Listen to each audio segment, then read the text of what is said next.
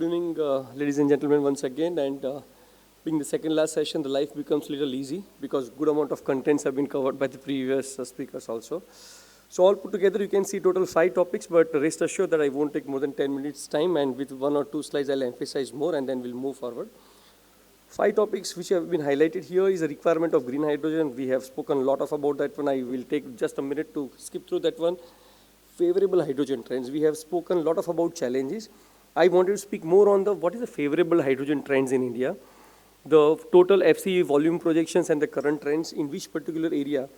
We have also spoken about the battery operated vehicle. We have spoken about the fuel cell electric vehicle. I just wanted to see how the vehicle positioning has been done around. And last but not the least, fourth slide where we will be speaking that what Bosch as a company provides the solution on the overall hydrogen economy. And last is a summary. Quickly, 2 slides, just a quick walkthrough. 2 reasons, CO2 emissions and the crude oil import. That is 2 driving factors for us to look at the alternate fuel solution. Of course, we have spoken on the green hydrogen a lot. Going forward, I'm so sorry, this is a little populated slide, contents may not be clear, but this is something which I want to spend a minute or so here, which talks about the favorable hydrogen trends in India. Favorable hydrogen trends, when we say the things around the overall ecosystem works in the positive way, be it market, be it legislation, be it hydrogen generation, be it research. We have seen a lot of research scholar to be here, and good amount of research which is going on LTPM in the SOFC area also. When we look at the market, we look at the investment perspective. There is a really good amount of investment which is going around close to $150 billion, and all of us are quite aware about the companies like Tata, Reliance, Adani, Indian Oil Corporation. Their company putting a lot of money on this particular area. When it comes on the legislation perspective, India is a country where we have the regulation available for the fuel cell vehicle also. We have the regulation getting drafted for H2 engine also. So in that way, we are quite advanced in the way of having those standards in place also. When we look at about the generation perspective from the morning, we have spoken a lot of things about the hydrogen generation also, where we are working on the various electrolyzer technology, and a really good amount of efforts are going in this particular direction. And of course, research. LTPM being the mobility application, or SOFC being the stationary application, a really good amount of research which is going in this area of making the overall hydrogen trends quite favorable here in India. When we look at about the application perspective, what are the clear-cut application for the mobility, say? So we have also quite aware that HCNG, hydrogen CNG vehicles have been launched initially for some time in Delhi, and some trials are going on. There's e-fuels or the synthetic fuels and H2 engine and fuel cell vehicles. These are the also things which is really taking a good shape now, where Bosch being a powertrain solution provider, we work in almost all the technology. But going forward, we have emphasized more on the fuel cell side.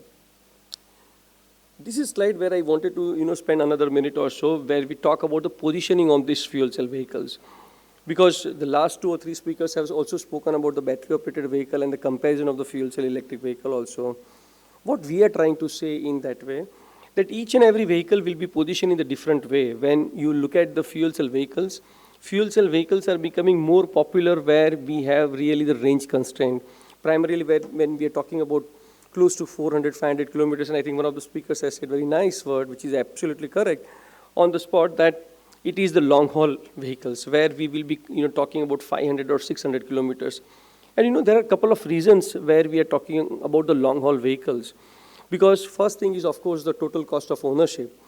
If the total cost of ownership will make sense, then, or the commercial viability makes sense, then the adoption will be much more faster.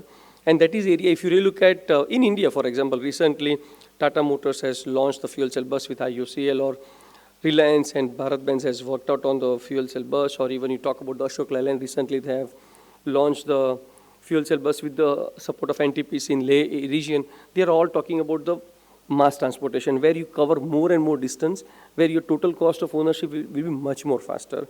And in the same area, where we also believe that there are technology, there is a competing technology, be it battery operated vehicle or be it the fuel cell electric vehicle, but it will make sense where the commercial viability will be much more better. And that's the reason you can just see the axis where we talk about the long and the mid-range vehicles, and when we talk about the various powertrain solution. Now, be it battery-operated vehicle, be it fuel cell vehicle, or be it the H2 engine vehicle, each and every segment will have their own positioning. Going forward, the last one or two slides where we touch upon on the overall hydrogen economy, where we talk about the production, storage, and distribution and the usage. There are three aspects, and in a single slide where we have tried to cover the overall hydrogen economy, where with the use of renewable energy, you generate the hydrogen, and when we talk all about the application perspective. So from the production perspective, Bosch is quite there in the PEM electrolyzer technology. When you talk about the storage and distribution, we are working on the hydrogen storage tank components. When we talk about the usage, be it low temperature PEM fuel cells for the mobility application, or solid oxide fuel cell for the stationary application, or be it H2 engine, in almost all the places where we are working very seriously, being a powertrain solution provider. And in subsequent slide, we'll be able to see these are all the product range which we are trying to cover it up. Primarily from the utility vehicle all the way to the heavy commercial vehicle.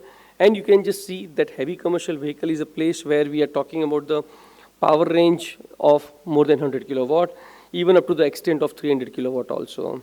So these are the extensive portfolios. So if you really look at the stacks, of course, comes under the umbrella of Bosch, as well as the balance of plant components, be it electric air compressor, anode recirculation blower, hydrogen gas injector, or you name the components, control units basically, be it fuel cell control unit, be it hydrogen storage control unit. So these are the things which is being quite extensively used. Now, when we talk about the heavy commercial vehicle, we are talking about the power rating of close to 220 kilowatt. You can just see in the first row where we are talking about the 220 kilowatt of fuel cells, which is being primarily used in one of the North American OEMs called Nikola, where we are powering up the entire fuel cell electric vehicle with the help of this 220 kilowatt fuel cell. I think somebody was referring about the life. Of course, this life comes to close to 20 to 25,000 hours of operation. The left-hand side is the real picture of the Nikola vehicles, where the vehicles have been powered up. And on the right-hand side, another Chinese OEM called Qingli Motors, where we are powering up both the fuel cell electric vehicle. And good part of the story, sir, is it has covered really millions of kilometers. So in that way, we can, one of the speaker was talking about the safety. Yes, of course, very, very important aspect. But there is a really good amount of safety mechanism which has been kept in place. And after even covering a million of kilometers also, there is not much of untoward incident which has been seen in this particular area. On the left-hand side, the vehicle which you are seeing, it's almost 40-ton heavy commercial vehicle, whereas on the right-hand side, you can just see which is medium-duty commercial vehicle, which is close to about 8.3 ton. On the left-hand side, fuel cell power module, what we are using is close to 224 kilowatt. On the right-hand side, what we use is close to about 80 kilowatt of fuel cell to power up the 8.3 ton commercial vehicle. Recently, we have also started the production facilities in Feuerbach, Germany, and you can just see in the middle where the inauguration ceremony was there, and the SOP has already commenced, which is in 2023. And the last one or two slides where we are going to invest quite heavily in the fuel cell area, and the overall target is to also get good amount of revenue in coming years from fuel cell business or the overall hydrogen economy. All put together, there are really a couple of thousand people working on the overall hydrogen economy, which shows the really great potential in this particular area. And last but not the least, a summary slide, which is quite known that yes, hydrogen is going to be the future where we are very, very sure. And remaining slides anyhow, or remaining lines I need not to read, is quite self-explanatory and which gives you the very, very positive and encouraging picture of the hydrogen in time to come. Thank you very much.